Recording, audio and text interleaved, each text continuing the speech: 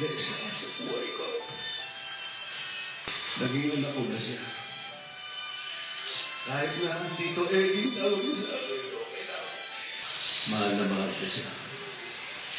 Nagbigay ng nakakaiyak na eulogy para sa kanyang manugang na si Alexa Huichico Gutierrez. Pamilyang Gutierrez at Huichico, labis na nagyakapan matapos ang maganda at nakakaiyak na mensahe ni Eddie para sa yumaong manugang. Ito ang buong storya. Pinaglalamayan ngayon ng pamilyang Gutierrez at Huichico si Alexa Huichico Gutierrez na pumanaw nitong linggo lamang sa sakit na leukemia. Ginaganap ngayon ang kanyang lamay sa Santuario de San Antonio Forbes Park, Makati. Nagbibigay din ng update ang sister-in-law ni Alexa na si Rufa Gutierrez sa kanyang social media accounts para masubaybayan ng kanika nilang mga kamag-anak at kaibigan na hindi makapunta sa lamay ni Alexa. Isa na dito ay ang eulogy ng kanyang ama na si Eddie Gutierrez para kay Alexa. Sa kanyang TikTok account, nag-share si Rufa ng videos kung saan mapapanood si Eddie na nagbibigay ng very heartfelt eulogy para sa manugang niya na si Alexa.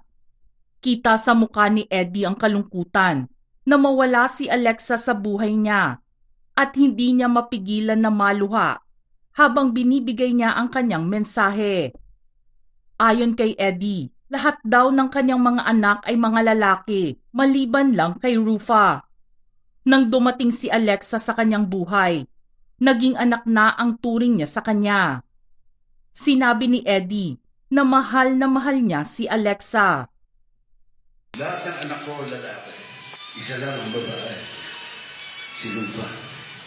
Pero nung dumating si Alexa sa buhay ko, naging anak ko na siya. Kahit na Tito Eddie tawag niya sa akin, okay lang. Mahal na mahal ko siya.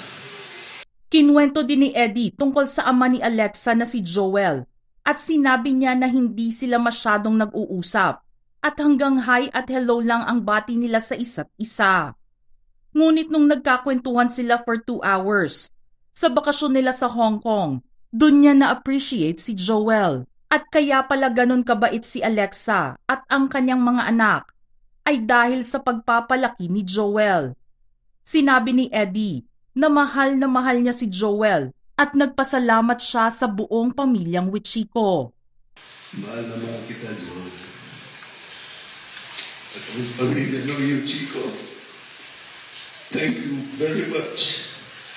Sinabi din ni Eddie na namimiss niya ang kanyang dalawang apo kay Elvis at Alexa, sina Arya at Ezra. Silang dalawa daw ang nagpapasaya sa bahay nila dahil bigla na lamang daw sasayaw si Ezra at si Arya naman ay napakasayang kasama. Sa huli ng kanyang eulogy ay nagbigay ng mensahe si Eddie para sa kanyang anak na si Elvis, ang asawa ni Alexa. Kinwento ni Eddie na for 24 hours, for the last 7 months, nandoon lagi si Elvis sa tabi ni Alexa. At doon nakita ni Eddie kung gaano kamahal ni Elvis si Alexa. At ganun din si Alexa kay Elvis, na laging nakayakap sa kanya sa bahay. 24 hours or 7 months, si Elvis nandun sa tabi ni Alexa. Kaya Elvis, alam ko, mamahal mo sa kanya. At ganun din si Alexa sa iyo. Lagi siya nakayakap sa iyo sa bahay. Kaya alam ko mahal mo sa kanya. Hindi napigilan ng mga pamilya ni Eddie ang kanilang luha matapos ang heartfelt eulogy niya para kay Alexa. Mahigpit na yakap ang sumalubong sa kanya, galing kay Joel Huichico, kay Elvis, at sa asawa ni Eddie na si Annabel Rama. Pumanaw ang asawa ni Elvis Gutierrez na si Alexa Huichico Gutierrez sa edad na 38 noong July 27 dahil sa sakit na leukemia o cancer sa dugo. Labis na nakikiramay ang Showbiz Philippines team para sa pamilyang Gutierrez at Huichico. Our condolences to the bereaved families. Rest in peace para kay Alexa Huichico Gutierrez.